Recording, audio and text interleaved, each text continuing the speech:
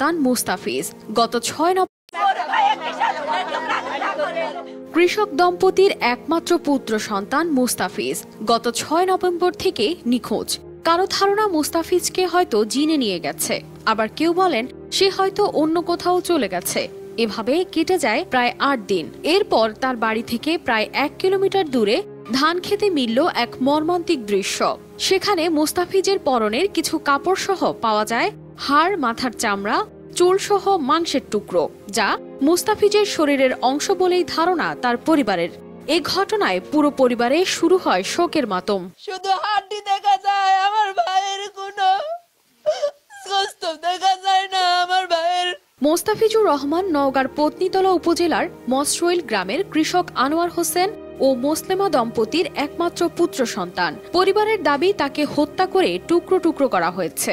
আল্লাহ আমার ছেলে কেমন করে মারিছে, টুকরা টুকরা করিছে, মায়ের বুক খালি করিছে। আল্লাহ ওই ছেলেটা কসারে আমার আজান দিছে, কথা দেয়নি। ও বাবরে আজান দিলে সুমা যাসবা আর দেখা পাইনি রে।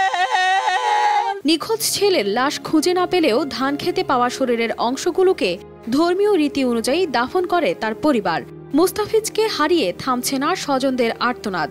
এমন নৃশংস হত্যায় অভিযুক্তদের সর্বোচ্চ শাস্তির দাবি পরিবারের। আমি সঠিক বিচার চাই। আমার ভাই কিভাবে কে খন্ড খন্ড করে মারে ফেলছে। আমার একটাই ভাই, আমার আর কেউ ভাই নাই। আমার মায়ের আর সন্তানও নাই।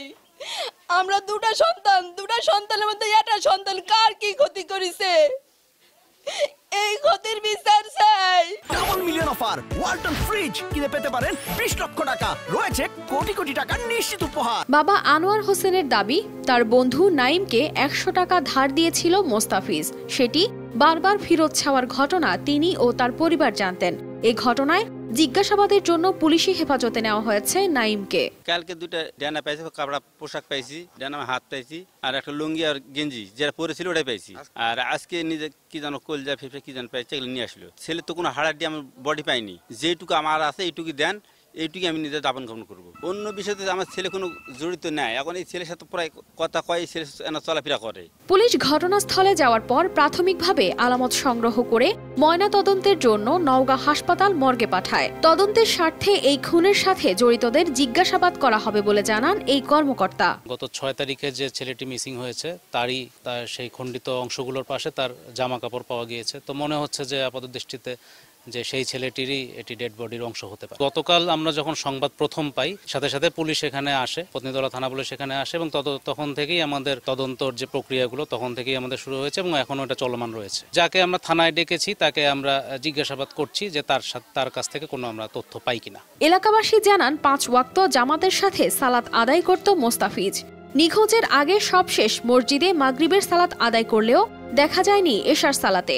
আমরা জানি যে হয়তো জিন টিনে নিয়ে গেছে, আমরা কিন্তু গ্রাম মাঠে এলা কোনো কোথাও খুঁজিনি। আমরা জানি যে হয়তো জিন টিনে নিয়ে গেছে, এলে আমরা কবরস্থানে দেখাশোনা করছি। ছেলে খুব ভালো নামাজ বন্দেগী পড়ে, 5 ওয়াক্ত নামাজ এলা পড়ে।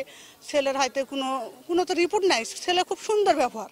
আমাদের বুক থেকে যেই ব্যক্তিটা, যেই লোকটা, যেই শত্রুটা আমাদের কাছ থেকে তাকে ছিনে নিয়ে হত্যা করেছে, আমি চাই যে এই ঘাতকের ফাঁসি, এই ঘাতকের মৃত্যুদণ্ড, সঠিক বিচার, সঠিক ন্যায় বিচার, দেশের ন্যায় বিচার, সঠিক বিচার আমি এটা চাই। এমন নৃশংস ঘটনার সঠিক তদন্ত করে দোষীদের সর্বোচ্চ শাস্তির দাবি পরিবার ও তার স্বজনদের।